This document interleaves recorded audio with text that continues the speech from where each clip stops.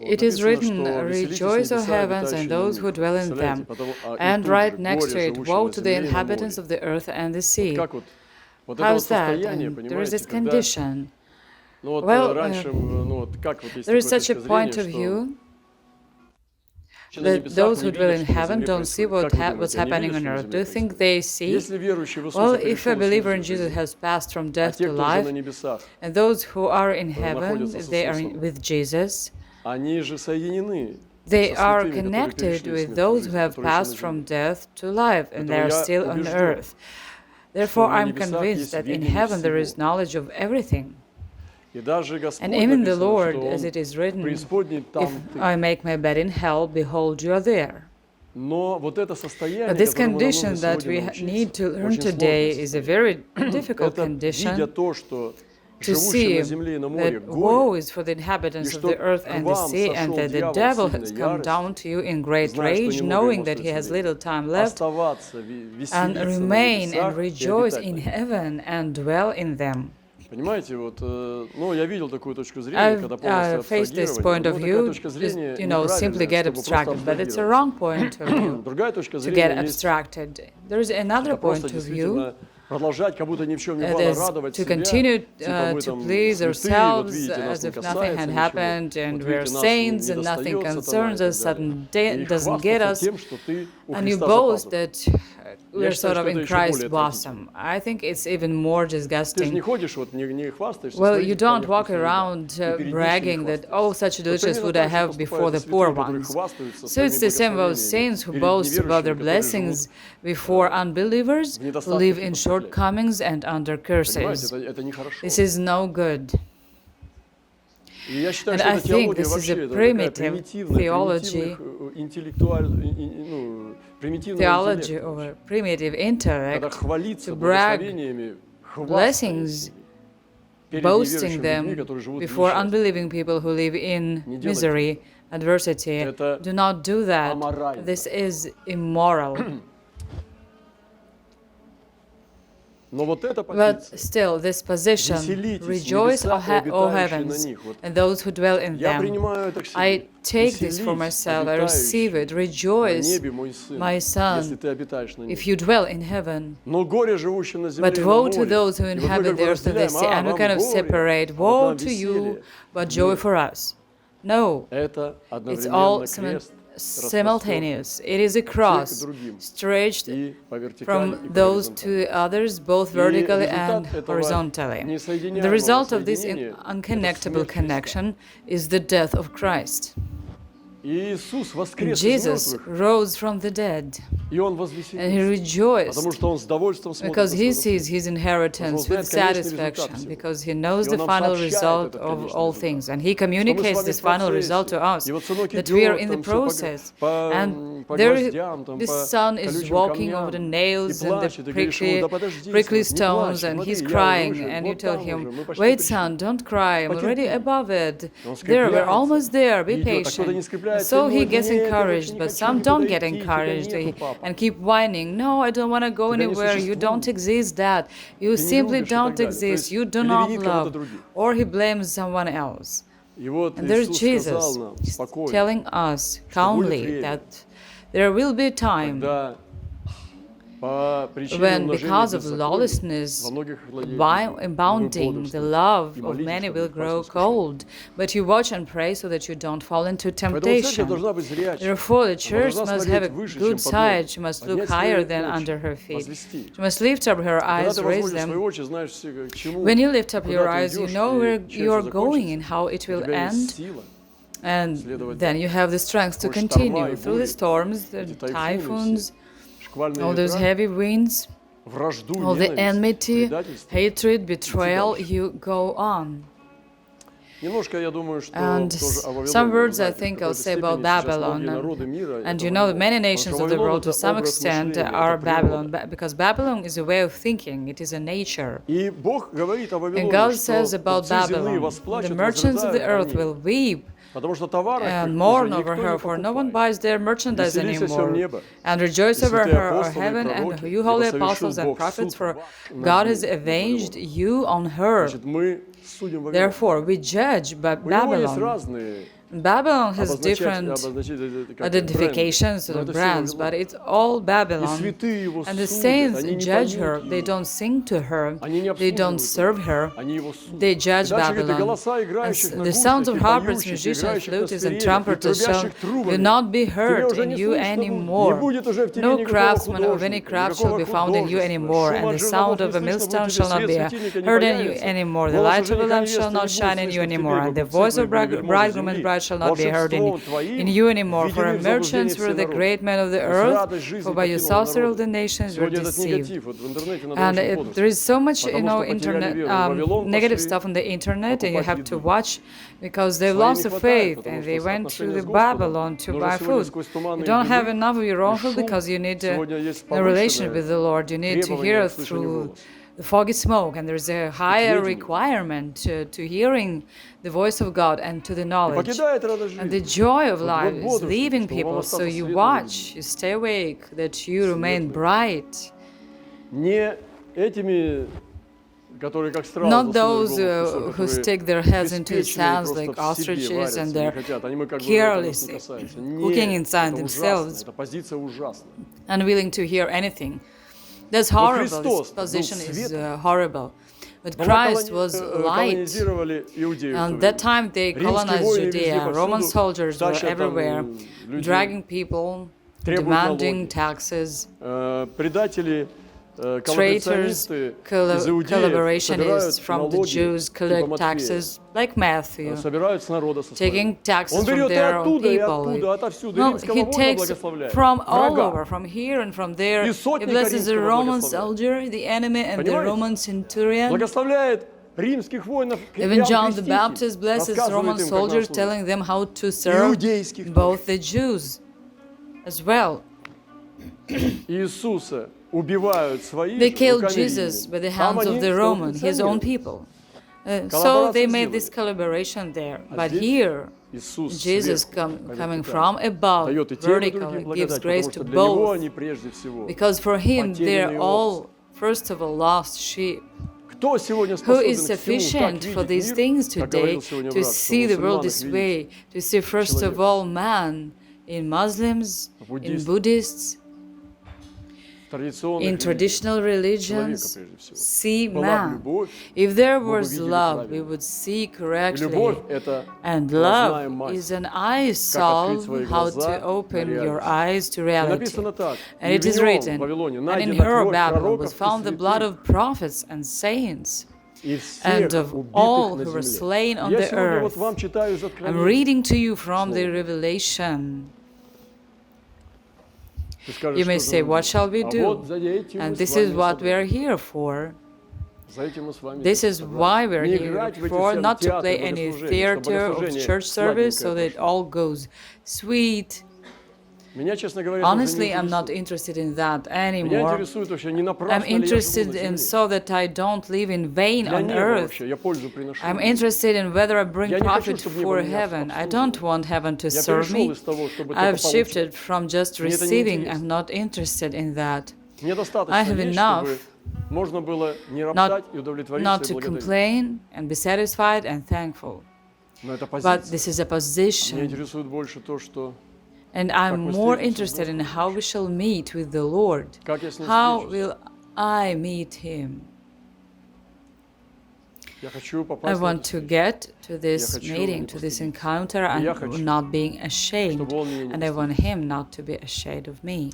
Because there will be such things in heaven that Christ will be ashamed of some people. He says, so that I would not be ashamed before my Father and before His angels. If you feel the strength, obedience and guidance of the heart and the ability to unseal this book, read this book of Revelation. Don't forget, it is one of the most answering to all questions, one of the most powerful keys. There is an arsenal of understanding today's hour. In some books, you read personal things about sin, sanctification, achieve personal salvation, but in this book you will read how to see the context and yourself in this context. One of the most powerful and relevant books is the book of Apocalypse. It's amazing that people don't read it. Do not fear to approach this mountain. If the Holy Spirit leads you, you have grace enough, grace sufficient to contain the means for the eternity. You know, fighting for life, fighting for the fire, this is one of the first prior fightings, battles that I understand should be in the life of a man of God, so that you fight for the fire and you are a blazing fire. You do it yourself, you're not dependent, you're not pushed by anyone, you know, it's your choice. And here you have to love God. Revelation. An angel of God sharpened the arrows, some were blunt, outdated, and after that the angel of God burned these arrows in a strong fire, testing their strength. And arrows are messengers. Victory arrow. Those arrows were sent from the Lord for the delivery, but some were blunt and outdated. After that, the angel of God burned those arrows in strong fire, testing their strength. Then, if they were strong enough, the angel of God treated them with oil, so fire and oil. When the arrows were ready, the angel of God gave them to the man of God to shoot them. The man of God had a device that was both a bow and a crossbow, from which prepared arrows were shot. The direction where to launch was given from another angel of God on the map, which the man of God could read. Having direction and understanding, the man of God began to shoot these arrows. They couldn't be kept for a long time. Well, brothers and sisters, some of you understand me, but I think most of you don't. Well, it doesn't matter how many people you have in church, what kind of trends we're experiencing. It's vitally important to continue the work of mission. I'll tell you a different formula. You don't send, not because you don't have people, but you don't have people because you don't send. You don't have water, not because you have little, but you have little because you don't give it away. And today, as never before, we need to return to the mission way. Therefore, the arrows were burned in the fire and then anointed with oil, not the other way around. What's the point to anoint a cracked arrow with oil? It will fall apart. Therefore, today, there is this call to a breakthrough on mission. I urge you for that. And then I saw another sign in heaven, great and marvelous. Brothers and sisters, another sign we have to see. And the sign is a transition from trumpets and seals to the bowls of wrath and plagues. And first of all, a sign has to be seen in the heavens so that it happens on earth. You can't see a sign on earth, but you can get projection from heaven and recognize and interpret it. You have to see a sign in heaven, and then you will bind on earth. So I saw a sign in heaven, and I pray that the church will see signs in heaven.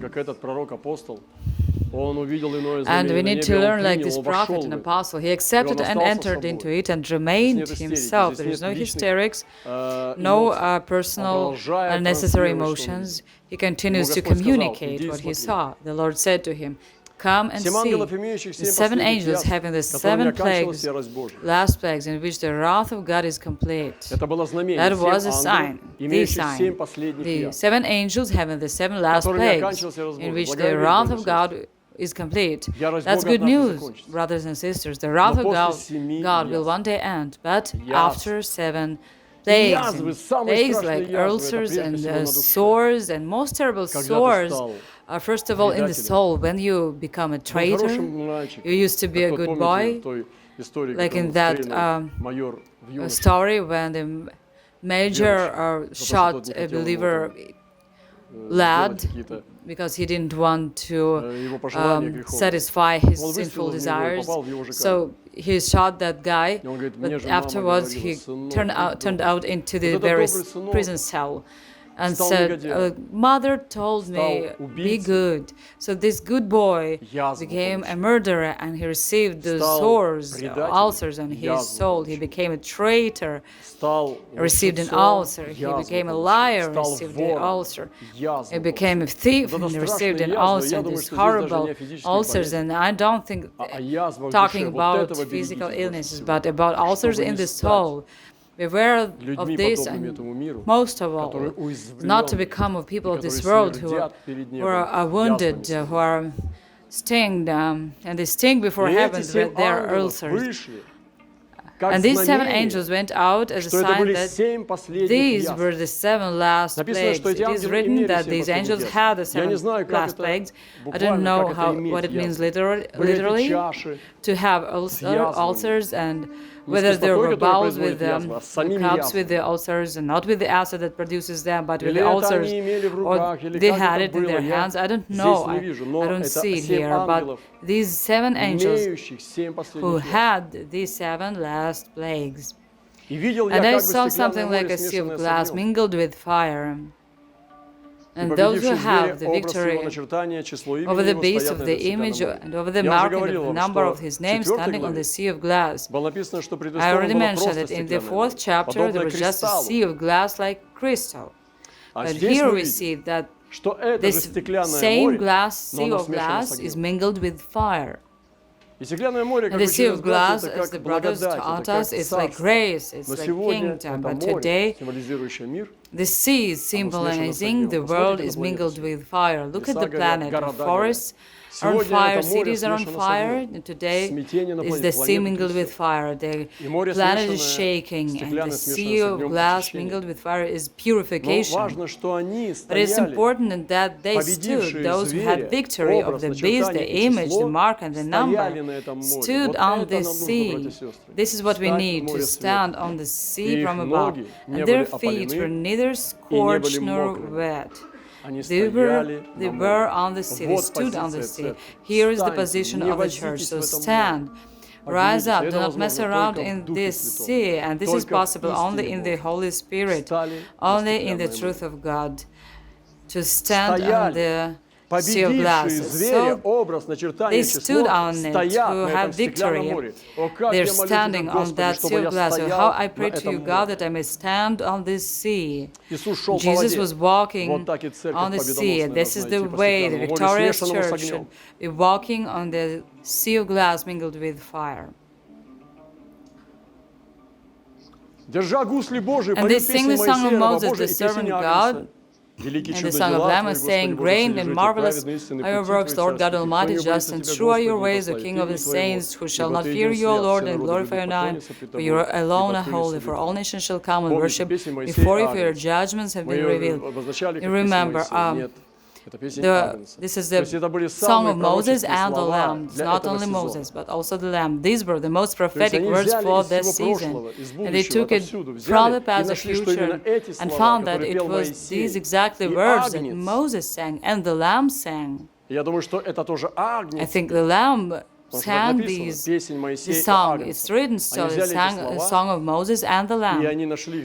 And they found these words, and they found them most precisely appropriate for the hour.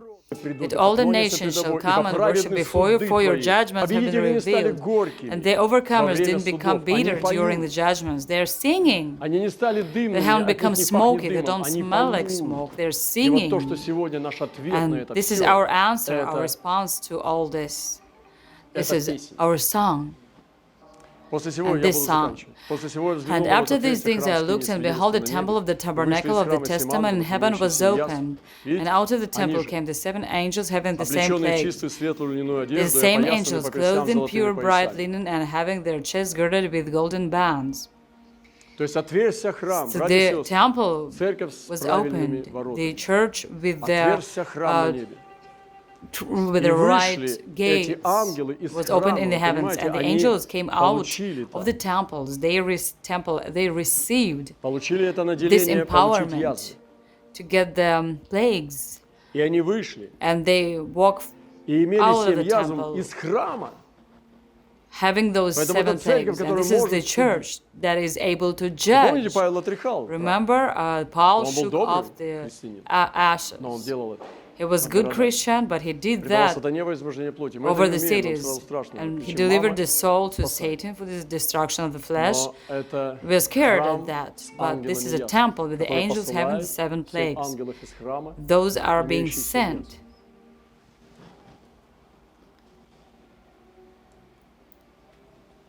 And look at how they were clothed. They carry the plagues. And you think, how can it be? But look at how they looked. They were clothed in pure and bright linen. They had the 7 plagues, but they were clothed in pure and bright linen, and girded around their chests with golden bands. Angels of the plagues, of those sores and ulcers. This is what it is in this world. Sometimes you speak to lawless people, and they really need ulcers to be added to them, because people can be totally scoundrel, and you need to instruct him. He gets to people and doing wrong things, and you take him by his tail and instruct him.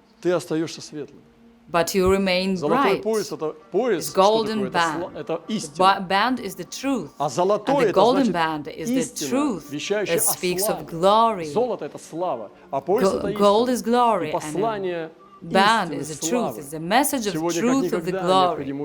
And as never before, we need the doctrine, the teaching of the glory of God. And the golden bands are the teaching, the truth about the glory. Light during judgments, bright clothes, it is light, joy, peace, grace. And the last thing, then one of the 4 living creatures gave to the 7 angels 7 golden bowls full of the wrath of God. It turns out that the God's wrath is in gold, not in a rotten tree. The 7 golden bowls with the wrath. Well, we never studied that. One of the 4 living creatures gave to the 7 angels 7 golden bowls full of the wrath of God, who lives forever and ever. And the temple was filled with smoke from the glory of God and from His power. And no one was able to enter the temple until the 7 plagues of the 7 angels were completed. Today the Lord gave us His revelation to abide. Well, He gave it personally to me, and I'm inviting you into it to abide in the apocalypse. Again and again, He returns me into this incredible portal. We just read part of 1 chapter, but this is food. It's Revelation 15, verses 1 to 8. Brothers and sisters, you can take any passage, few verses from the book of Revelation, clothe in them, and communicate God's will from any passage. You give me any passage from the book of Revelation, I will preach you the truth, like now, revealing the will of God, because this is the living, eternal Word, this is the bread. And whatever passage from Revelation you take, this is the bread. Eat this bread. As never before, we need to put on the power of God. Be strong, do not walk in weakness. Stop whining, do not complain all the time. Don't pretend, you keep falling, you're so poor. It's time for us to work. Let's get to work. Dear brothers and sisters, the time has come. The time has come. This is our time. Let us rise up. Let us stand. Let us get into this work of God, because this is the time in which we are with you. This is not a joke. Who knows what happens tomorrow? Will any misfortune, disaster, grief, suffering crush on you? Or blessing? Does this affect your journey? True faith follows one path, straight and narrow. And we must be such, faithful to the end. And then the Lord will accept us for Himself. But we've got to take as much divine blessings as possible in order to bring Him as a reward. Let's not live our lives in vain, so as not to be ashamed for our lives. My biggest fear is when I stand before the Lord and He won't be happy to see me. That's scary. And for this, you need to be an outstanding, extraordinary person. To please God, you have to work hard. Try hard. It is one thing to be saved as out of fire, and another thing is to please Him.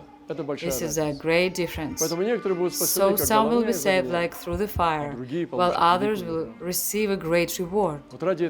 So it is this reward that we live for.